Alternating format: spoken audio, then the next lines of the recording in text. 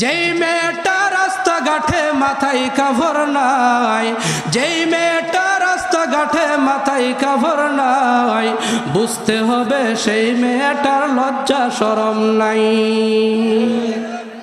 কি বলেন ঠিক কিনা? এই যুগে কলম আয়া করছি আমরা। হ্যাঁ, কিছু মেয়ে নিজের দেহ বাজারেও দেখায়, কিছু মেয়ে নিজের দেহ পার্কেও দেখায়। লজ্জা না থাকিলে কি আর লজ্জা দেওয়া যায়? এই যে 16 ডিসেম্বর একটা মাহফিলে গেছিলাম, আই সুবহানাল্লাহ ভাই, ও কি অবস্থা রাস্তাঘাটে। আরে নিজের মেয়েরে আমার মাথায় ধরে না, নিজের মেয়েরে সাজায় গুছায় অন্য বেড়া করে সামনে দিয়ে নাচত। নাউজুবিল্লাহ আছে না নাই? আমরা করে দিক হয়েছে নিয়মন। হ্যাঁ, আছে না? নিজের মেয়েরা সাজায় গোছায় আরেক বেড়া সামনে নাচতে দেয়, বন্ধুরা ডেকে নিয়ে কয়, দেহ ওই যে আমার মেয়ে কি সুন্দর নাচ দেয়। নাউজুবিল্লাহ বলতেন না? কি যুগায় বলছি। কিছু মেয়ে নিজের মুখে লাগাই কত রং লাগাইনি। হ্যাঁ, ময়দা, আই সুবহানাল্লাহ, এটা পানি দিলে একবারে পাউডার সব জন দুয়ে জায়গায় উদা একবারে পাতিলের ইয়েছে তো আরো কালা। কি বলেন? পেপার পত্রিকা দেন না আপনারা?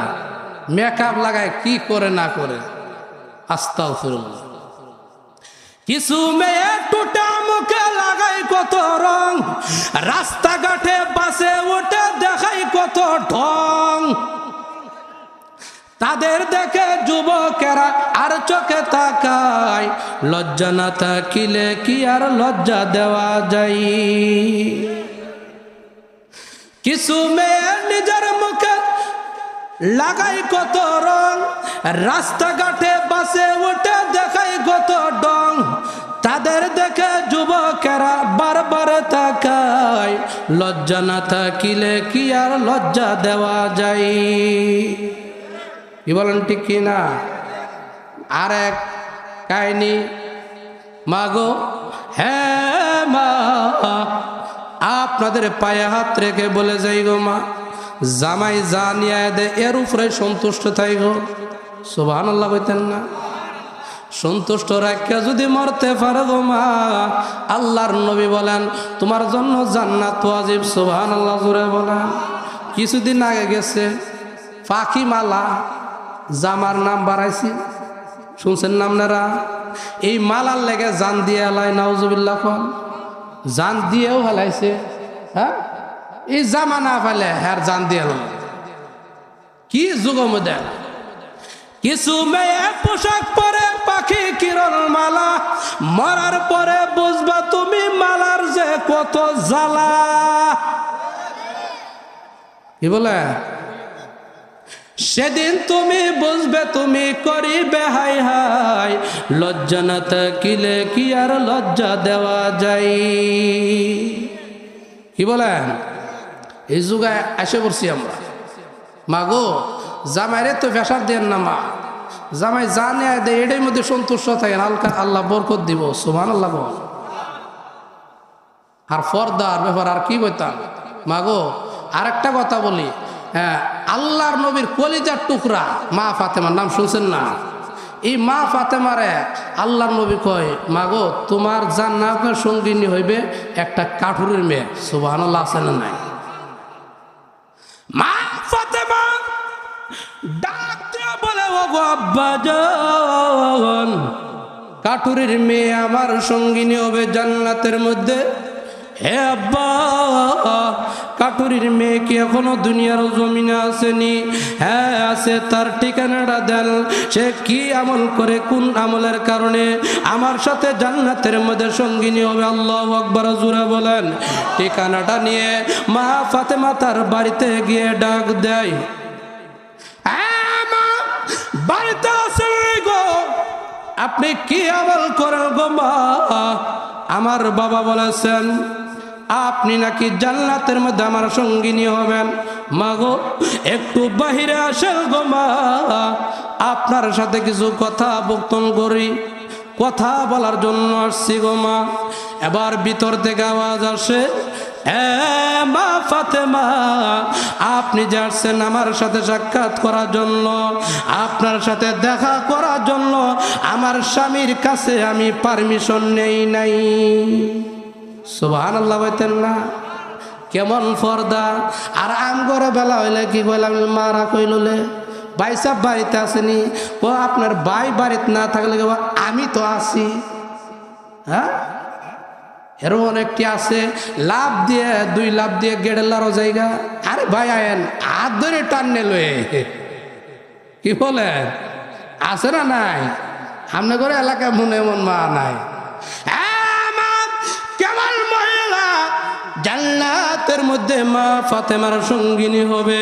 মা ফাতেমারে বলে, আমার স্বামীর পারমিশন নাই, আজকের জন্য আপনি চলে যান, আবার আরেক দিন আসবেন। আবার পরের দিন যখন মা ফাতেমা গিয়ে ডাক দেয়, মা গো আপনি কি আমল করেন গো মা? আপনার সাথে কথা বলার জন্য আসছি। আমার বাবা বলেছে আপনি নাকি আমার জান্নাতের মধ্যে সঙ্গিনী হবেন গো মা, আসেন না গো একটু কথা বলি। এবার ভিতর থেকে আওয়াজ আসে, মা ফাতেমা গো, আপনার সাথে দেখা করার জন্য আমার স্বামীর কাছে পারমিশন নিয়েছি, কিন্তু আপনার সাথে যে হাসান হুসাইন রাদিয়াল্লাহু তাআলা আনহুমা আসছে, তাদের ব্যাপারে দেখা করার জন্য আমার জামাইয়ের কাছে আমি পারমিশন নেই নাই। আজকেও চলে যান। কেমন পর্দা! আল্লাহু আকবার বলতেন না? এই পর্দা মাগো, এই পর্দা যদি করতাম পারেন, এই জামাইয়ের খেদমত যদি করতে পারেন, তাহলে ওই যে বেহেশতের মধ্যে মা ফাতেমার সঙ্গিনী হবে, আল্লাহ নবী ঘোষণা দিয়েছে। সুবহানাল্লাহ জোরে বলুন। আমার তেলাওয়াতকৃত আয়াত, হুজুর কি আমার তেলাওয়াতকৃত আয়াতের মধ্যে 4টা শর্ত বলছিলাম, শেষ করে দিই হুজুর যেহেতু চলে আসছে। 4টা শর্ত। 1 নম্বর শর্ত হলো ওমাইয়ুতিউল্লাহ ওয়া রাসূলা, আল্লাহ এবং আল্লাহ রসুলকে মানার মতো মানতে হবে। ওয়াকশাল্লাহ, এগুলো তো যাইতে মই পারলাম না, শর্তগুলো কয়ে যায়, নতুবা কইলো কইবেন আপনারা হুজুরে আইলো আয়াতের শর্তগুলো 4টা পাইলাম না, কইতেন না? হ্যাঁ, যেহেতু হুজুর আসছে বয় তুই আলোচনার দীর্ঘায়িত করা যাবে না। 4 শর্ত, 2 শর্ত হয়েছে আল্লাহ এবং আল্লাহ রসুলকে মানার মতো মানতে হইব।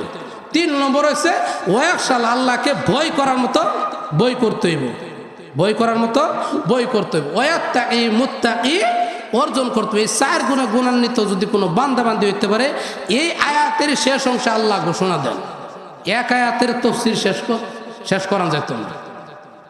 হ্যাঁ, এই আয়াতের শেষ অংশে আল্লাহ ঘোষণা দেন, ফাউলাইকা হুমুল ফাইজুন।